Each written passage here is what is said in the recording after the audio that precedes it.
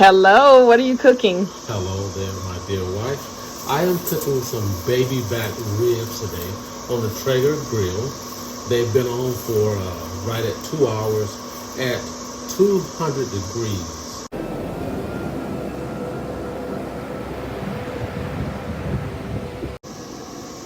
All right, so now what I'm going to do, I'm going to pull the ribs off and put it back on. But before I do that, I have some brown sugar here, some seasoning, and some pats of butter. And what I'm just going to simply do is put down some brown sugar onto the aluminum foil.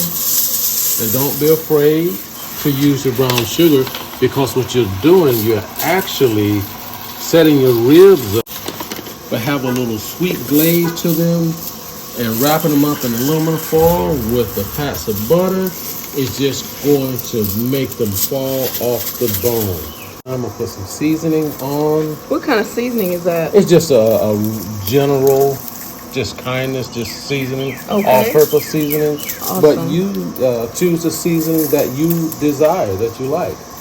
Seasoning, and I'm just gonna take some pats of butter that I've already cut and just kind of space them equally apart. Like that. So I have one more. I have 2 slabs, so I cut 10 pats of butter just like that. And there you are, just like that.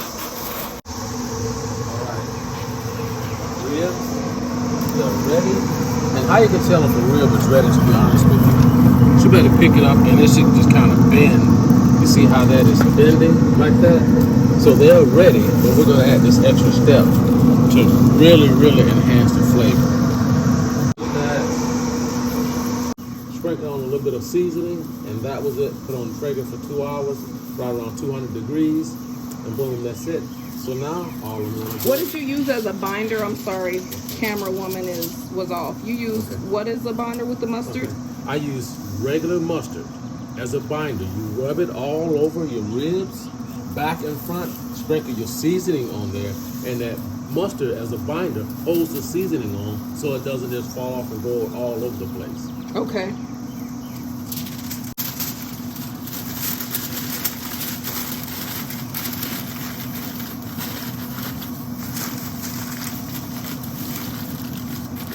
Just like that.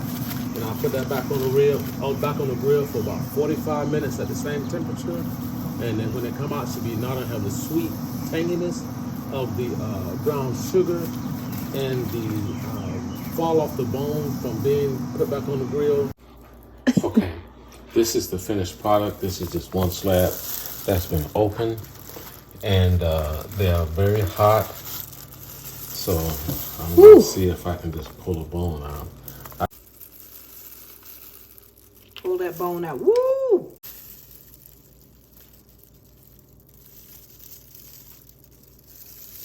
Look at that.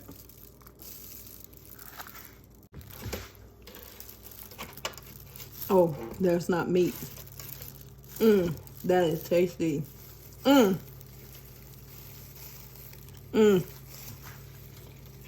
Strawberry connect.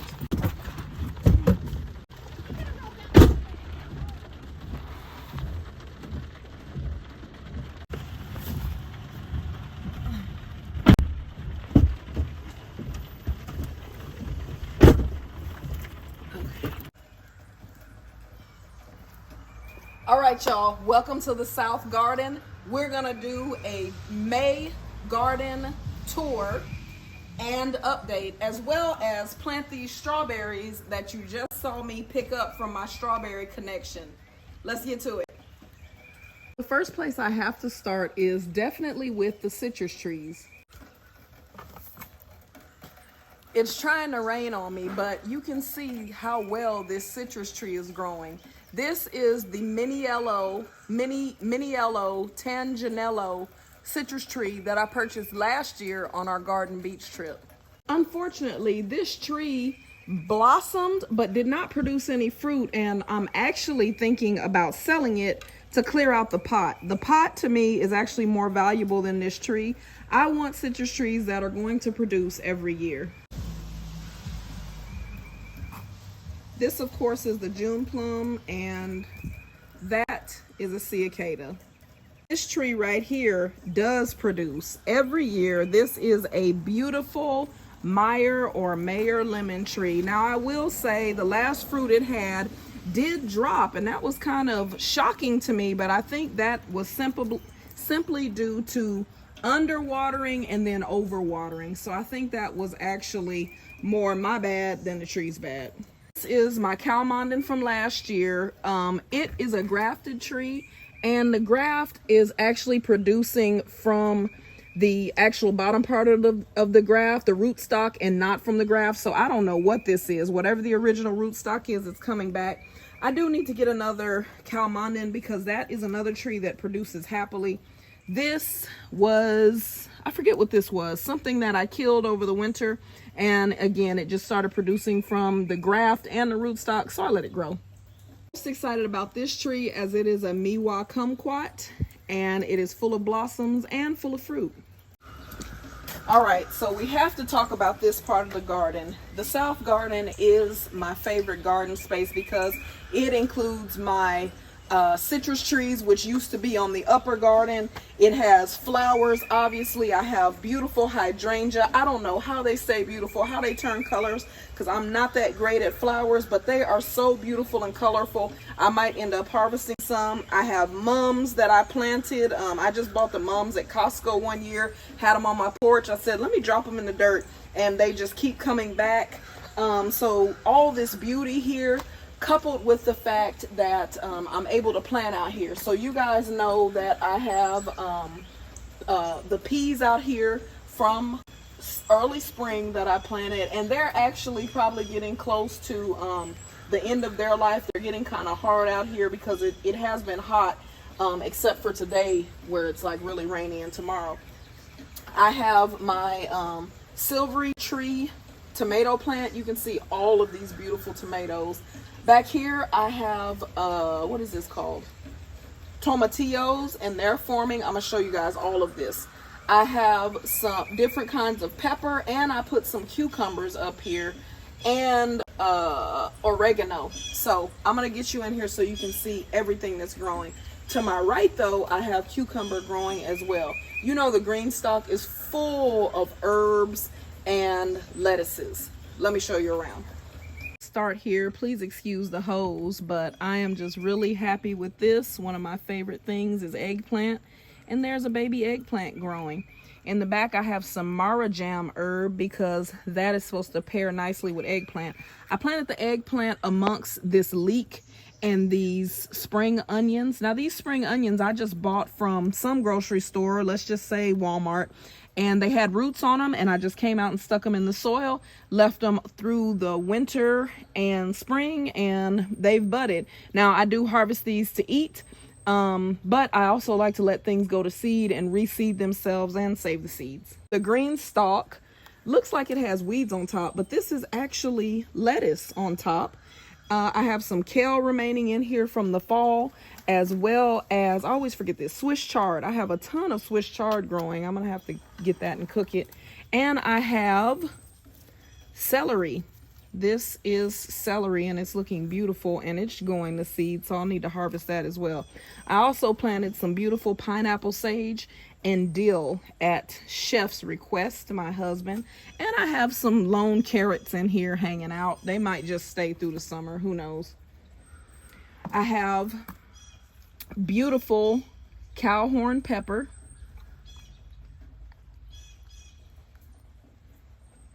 I have, I forget what this is called. Let's look. I left the original tag. Cayenne pepper. My husband loves cayenne. I'm excited to grow these, dry them, and mash them to make our own cayenne. I forgot what these are, guys. No surprise there, but whatever they are, they look beautiful. Oregano, because it pairs well with tomatoes. Look at these guys already forming. This is a bushing type of tomatillo. I'm gonna need to get another one. I thought it was a vining type, so that's why I planted it back there, but it's a bushing type. So I'll need to add some more. And there is one that I grew right here. It's just taking a while. And of course, this beautiful, beautiful, I believe this is a silver silver fir tree tomato, and it has just a silvery sheen to its leaves in the sun, but it is producing lots of tomatoes. Again, here are the cucumbers. Now these are just your regular type of cucumbers. I'm growing these for my husband. I prefer the Lemon Boy. He likes just your regular green cucumbers.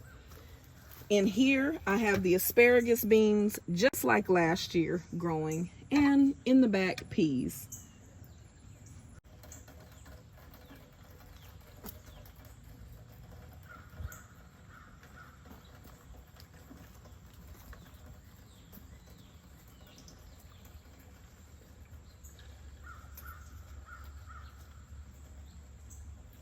I am moving a bit quicker because the rain. I don't want to get the tripod wet in the rain, but I want to show you a couple of my volunteers over here.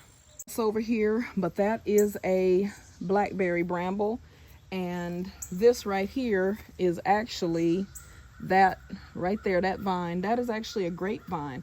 I'm excited to have these things right here. This hill eventually will need to be fixed. It's the best I can say it. Garden tour wouldn't be complete without talking about the blueberries.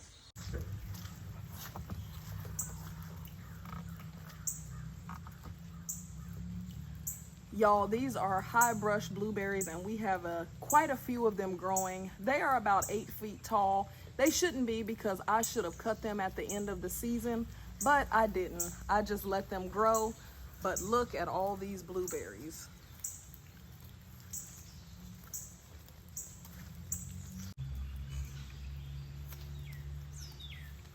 We have easily thousands of blueberries out here, and if I was to guess, I would say we probably have about 15 gallons worth of blueberries out here this year.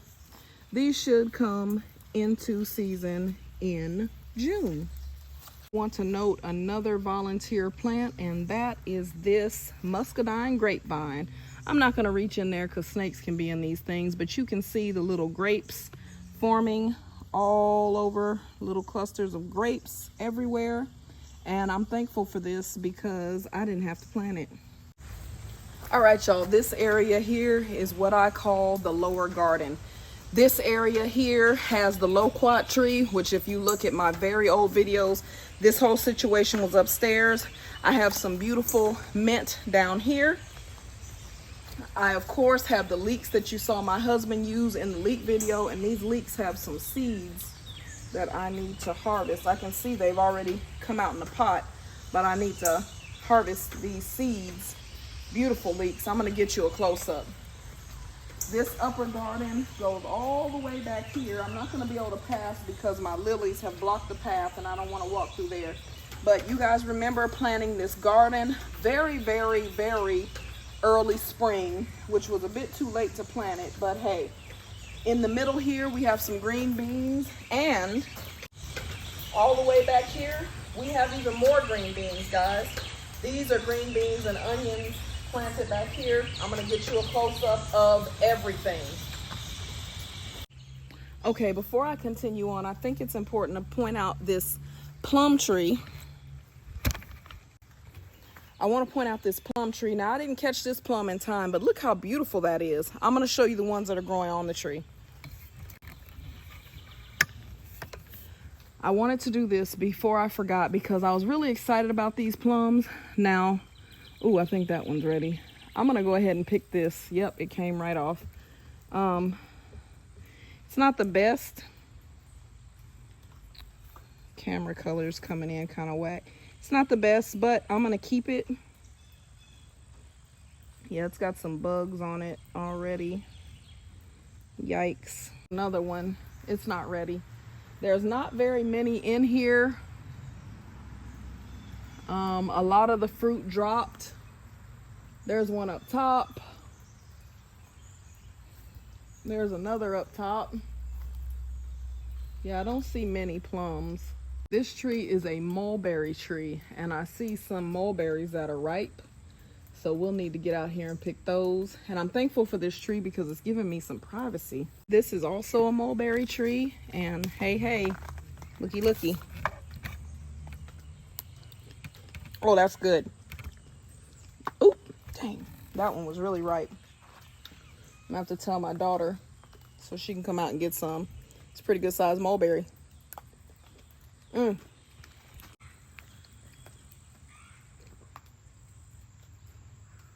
need to note that my papaya didn't make it because I didn't bring it in the winter. Oh, that means I can use these actually. Take these stakes back up. And also, unfortunately, this fig tree didn't make it. Now, I left it out here hoping that it would come back, but it's not coming back, so I need to get rid of it. I also have a volunteer elderberry that I'm hoping to make some syrup with this year, but unfortunately after this year it's going to have to get cut down because it's growing like huge. It's turning into a full-fledged tree, and that's not going to be good for the pond system. I'm moving y'all all around, but I'm trying to show you everything. Here is the garlic, which doesn't have very many days until it's going to need to be harvested. I'm waiting on it to dry all out. And guess what? Our first green beans have bloomed. So we should have green beans any day now. Green beans and garlic. You guys were with me when I built the extension, or the lower part of the garden, because it kind of slopes down. But back here, this is the most fruitful section because we have all of these green beans planted. Over 200 green beans planted in not very much space. This space right here is probably 12 square foot and 12 square foot. So in 24 square feet of space, I have over 200 green beans planted. And if you really get down in here, you see that there are onions. These onions right here are yellow cipollini amongst the Blue Lake bush beans. And back here, I have red cipollini amongst the Blue Lake bush beans. Now these I planted from seed. These were planted from bulbs that I got at Tractor Supply. So these are going to take a little bit longer to come up, but I did that intentionally so that the green beans would give the onions shade. Now over here I have, what is this stuff? Okay, cucumbers, some corn, and zucchini. And of course back here is corn. I forget what it's called, but it's from Azure Standard. I cannot remember. I'll put it on the screen if I remember. And I also planted some red bush beans that have come up as well, because I was trying to get a Three Sisters method. Even though I didn't interplant, I do have corn, beans, and squash growing. And these are supposed to be pumpkins. They're not doing too well, but we'll see if they make it. I don't think I ever talk about this fig tree. When I moved in here, I cut it like this because I wanted it to have a real Swiss Family Robinson vibe, and it definitely does. I'm going to get you in here to not only see how beautiful it is, but to see the figs that are growing on it.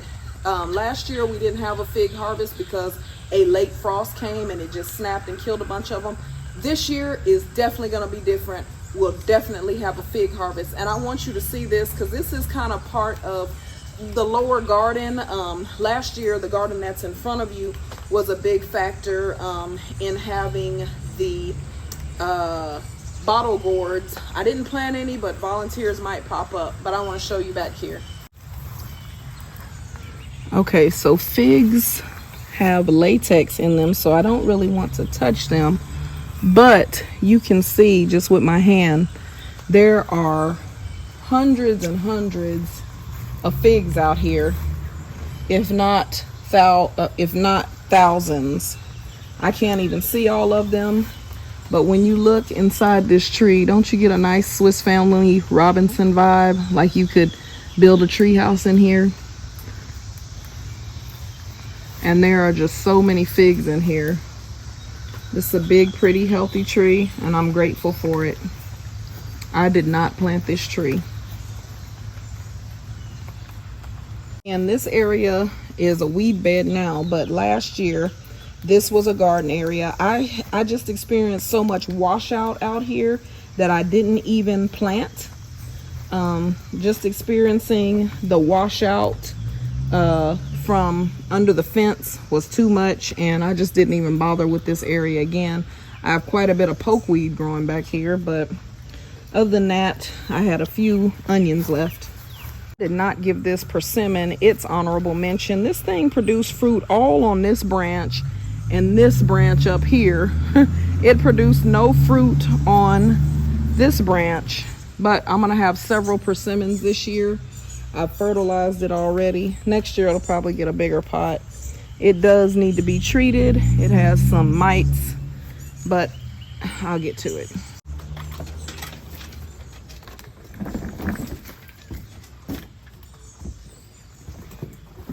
Okay, y'all, last but not least is the upper garden. Over here I have lemon boy and poblano peppers, and intermixed through here is marigolds for good companion planting, and a lone collard that just came back and has kind of done its thing. Of course, I have strawberries in these planters as well as in the top of the green stalk, and they have popped back up since the rain came as well. Back here I have pansies, and I have Yvonne Fouquet tomatoes in both back beds. In that very far back bed, I have basil and Yvonne Fouquet tomatoes. This middle bed is kind of an OG. I'll show you why. Okay, this middle bed was all small tomato plants that I did not think were gonna make it. Now, okay, it would not be the upper garden without mentioning who make this a homestead, and that is the life that I have on it. So you can see the doors are open on this coop. Gigi is no longer with us, and by no longer with us, I mean she's living her best life.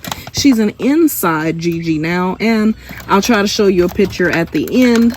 Of course, I still have my girls. They're dirty. Don't look too much at the cage. I need to clean the cage, but they're still kicking it, having a ball and a blast out here on a rainy day. She's living her best life, literally in the house. Okay, y'all. We're gonna get these strawberries planted, and if the camera dies, I want to say thank you for joining me today. I appreciate y'all. You know, I love for you to come hang out with me in the garden. It's so nice to come out here and film and just talk to y'all and be in the garden space, just loving just nature, just everything God intended for us to grow our own food. And just to have y'all along just makes it all the more awesome. So thank you for tuning in today. Thank you for subscribing. Thank you for liking. Thank you for commenting. I so appreciate it. If you haven't liked or subscribed, hey, it's a good time to do that. Smash that like button. That's what my son says, the dude Sperato. You can check him out too. But smash that like button, subscribe, and definitely share the videos. That helps us gain more community members. All right. So I'm going to be using Strawberry Fields from Fox Farm. Super dry. So I'm just going to try to pour some in here. I honestly saw this pot on Facebook Marketplace and thought it was bigger. So when I got it, I'm like, oh, wow, that's it. Yeah, I wasn't impressed when I saw it, but maybe I will find out the next time I buy strawberries. I probably should have bought a few more than 9. I knew there were 9 holes in this pot.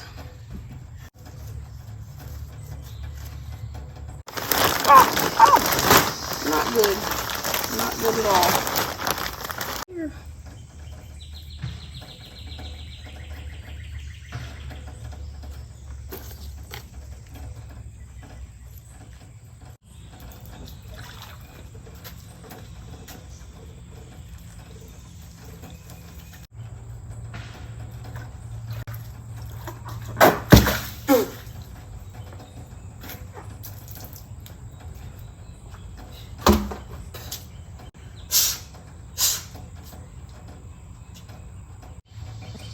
The Lord bless you and keep you and make his face shine upon you. Until next time.